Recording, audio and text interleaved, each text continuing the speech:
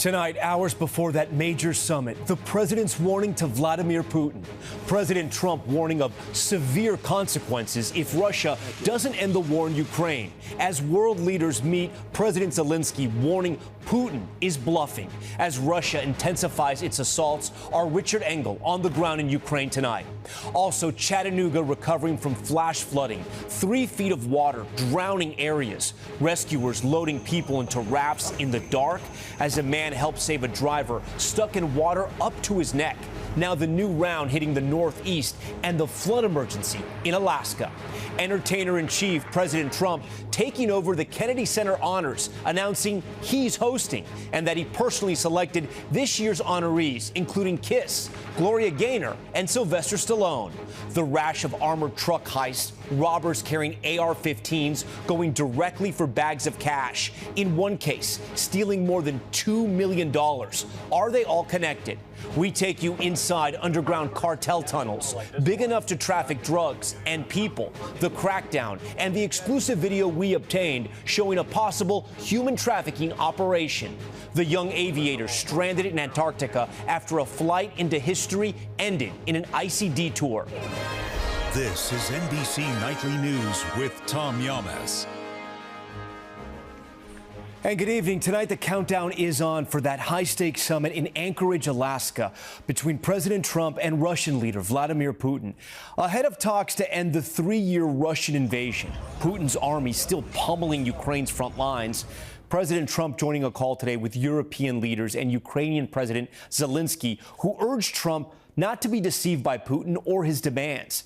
The president warning if Russia doesn't end the war, they would face very severe consequences, though he didn't specify what they would be. It all begs the question, how much can be accomplished in Alaska at this historic meeting? We begin tonight with Richard Engel, who's in Ukraine, as the clashes continue. Russia has been intensifying its assaults on Ukraine.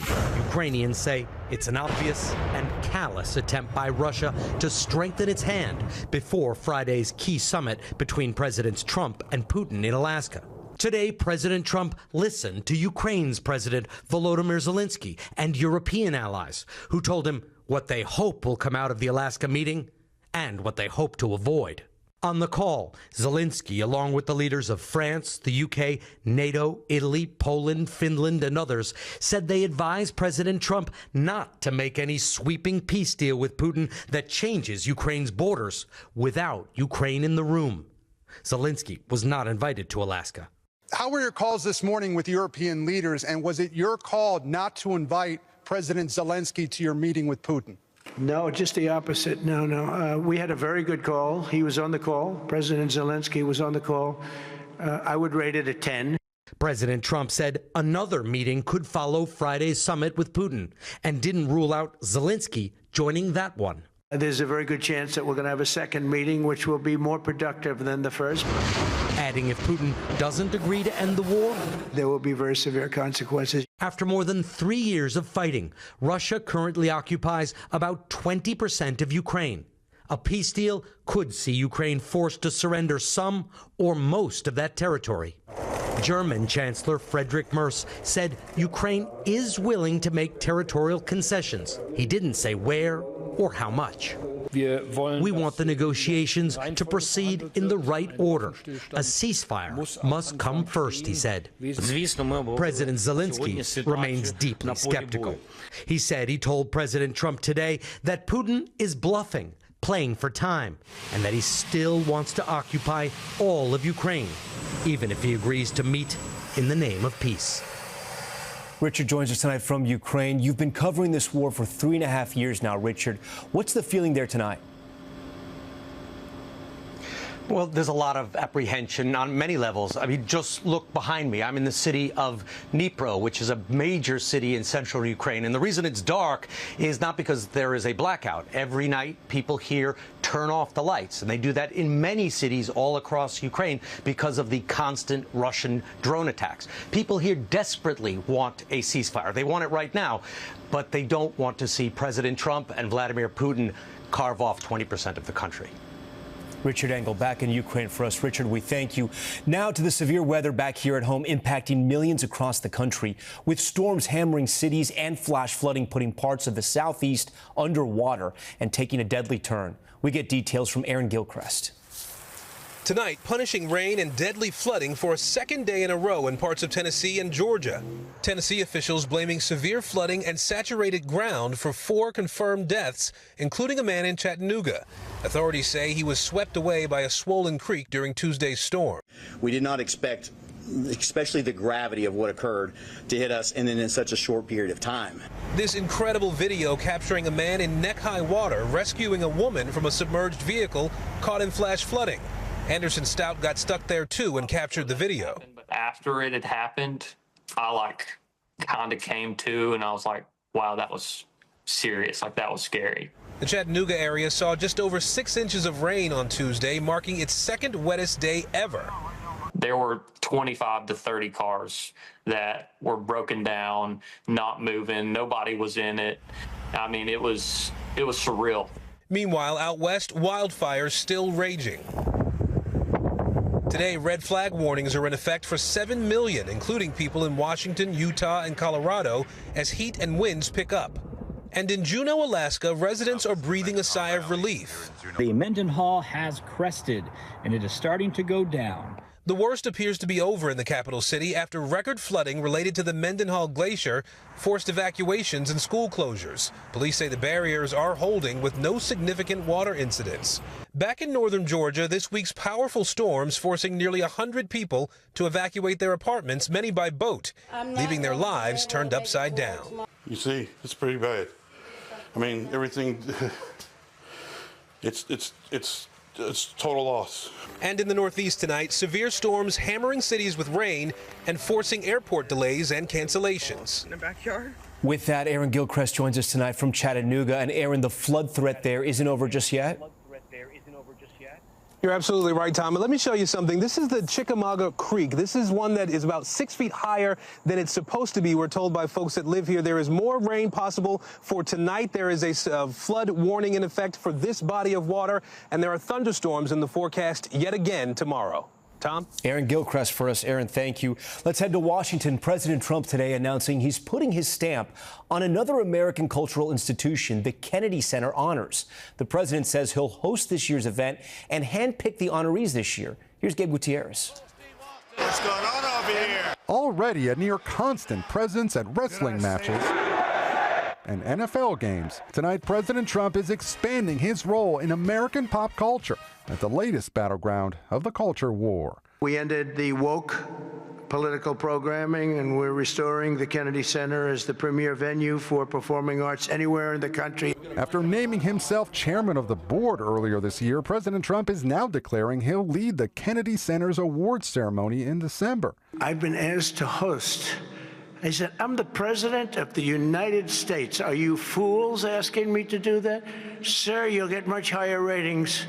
The Kennedy Center has been home to dazzling performances since the 70s. Today, President Trump announced this year's honorees, which he says he personally selected. I would say I was about 98% involved. I turned down plenty. They were too woke.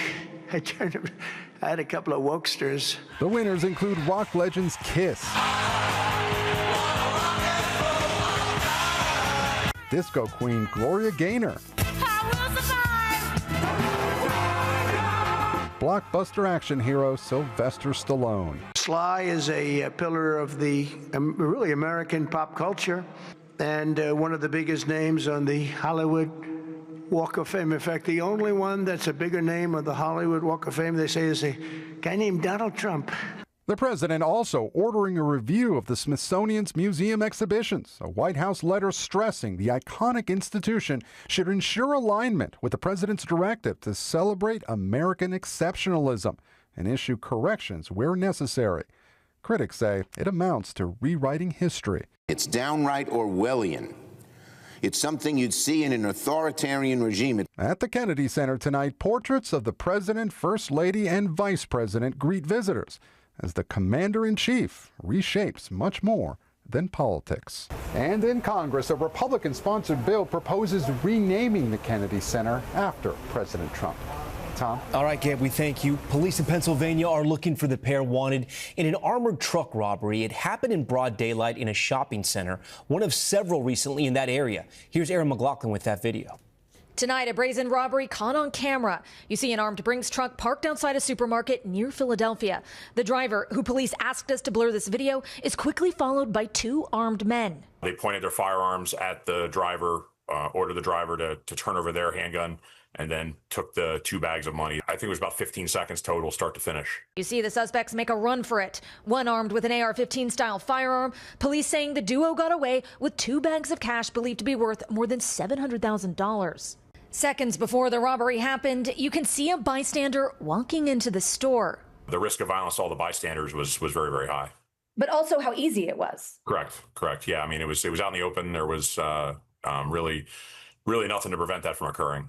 Tuesday's heist, the latest in a series targeting armed trucks across Pennsylvania this summer, including this one back in June, where prosecutors say gunmen took off with more than $2 million after robbing another Brinks driver outside of a Home Depot. Tonight, they've announced 3 suspects arrested in that heist, one of them a former Brinks employee. Brinks directed all questions to law enforcement. Police say they're investigating whether any of these robberies are connected. It's really early in investigation, so it's tough to say, but we're going to look at every angle possible to solve this crime. Aaron McLaughlin, NBC News. All right, now to a trip around the world gone wrong. A 20-year-old has been stranded in a remote part of Antarctica for nearly 7 weeks after being accused of flying there without authorization. He spoke to our Liz Kreutz tonight. It started as a do-good mission. I'm attempting to become the first person ever to fly all 7 continents solo. 20-year-old pilot and influencer Ethan Guo promoting his trip around the world while raising money for childhood cancer research. Along the way, I faced extreme weather, mechanical challenges, vast oceans, and isolation. But what he didn't predict, legal troubles and getting stranded for weeks in the remote Chilean Antarctic after local authorities say he provided false flight plan data and flew to the continent in his single-engine Cessna illegally. I've maintained from the very beginning that I'm innocent. In an interview with NBC News from the military base where he's been for more than a month, Guo said he had planned to fly here in southern Argentina and then to Antarctica, but diverted to this airport because of mechanical issues and weather, and that he got permission to land. What do you say to people who are looking at the map and it looks like you sort of bypassed Argentina and went straight to Antarctica? The options available in South America were not great options, because it's pitch black and I don't have instruments. That means I cannot land at these airports safely because they're in the middle of these mountains. This week, a judge dropped charges against Guo in exchange for him donating $30,000 to childhood cancer research and leaving as soon as weather conditions allow. It's quite frankly insane, as in they say I'm free, they say the plane is free, but they won't let me leave. They won't let me fly it out. And so, for now, he remains. Liz Kreutz, NBC News. All right, back here in the States to our rare access inside the dark, narrow tunnels under the southern border that cartels use to smuggle drugs into the U.S. Here's Morgan Chesky. Steps from the U.S.-Mexico border, there's a hidden battle below.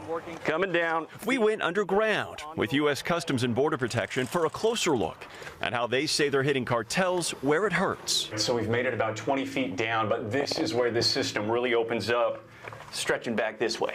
We followed Agent Lance Lenore through a tunnel that CBP says was designed by smugglers, one of dozens intercepted by his team. When you get down in a tunnel like this one and you shine your light and it just keeps going, I mean, what are you thinking? There's nothing that really surprises us too much anymore. We found a bounce house blower modified to pull in fresh air and metal rails allegedly used for moving large quantities of drugs. For every one of these tunnels that you cut off to a cartel, how hard is that hitting them? Oh, significantly. That's a year's worth of hard labor down the drain. And the profit from pushing drugs through? I would imagine that's pretty crushing to the people who actually constructed this. But with the border crackdown above, business below may be changing, with human smugglers trying to take advantage. Video obtained exclusively by NBC News shows an adult and child crossing through a tunnel big enough to walk through. The message written in Chinese characters is clear: get into the U.S. without getting caught. Another claims to show a different group of migrants running into the U.S., and these people sharing in Mandarin the exact date they say they entered, June 22nd, 2025. Neither NBC News nor CBP were able to verify the authenticity of these videos. CBP doesn't deny human smuggling is taking place underground, but the agency says it's not uncommon for smugglers to falsely advertise safe passage for profit. Back above ground, agents take us to an area between the border wall known as No Man's Land, where the tunnel team made their latest discovery. 8-inch borehole in there, hit it dead center. First try? First try. A nearly 3,000 long foot tunnel running 50 feet beneath where we stood. If the cartel had their way, this tunnel would have popped up. Yep. Where? Pick any warehouse in this area right here. An illicit empire worth billions, fueling a never-ending fight underground. Morgan Chesky, NBC News. All right, and we're back in a moment with this truck barreling into a family's home. Look at this. Incredibly, no one was hurt. Nightly News, back in a moment. Welcome back. Take a look at this new video out of North Texas. A pickup truck crashes right into the living room of a home. The family of 5 inside at the time, feeling very lucky to be alive. They say the truck missed their bedrooms by a couple of feet. The driver, who had outstanding warrants, was arrested at the scene and charged with driving while intoxicated. That's Nightly News for this Wednesday. I'm Tom Llamas. Thanks so much for watching. Tonight and always, we're here for you. Good night. We thank you for watching, and remember, stay updated on breaking news and top stories on the NBC News app or watch live on our YouTube channel.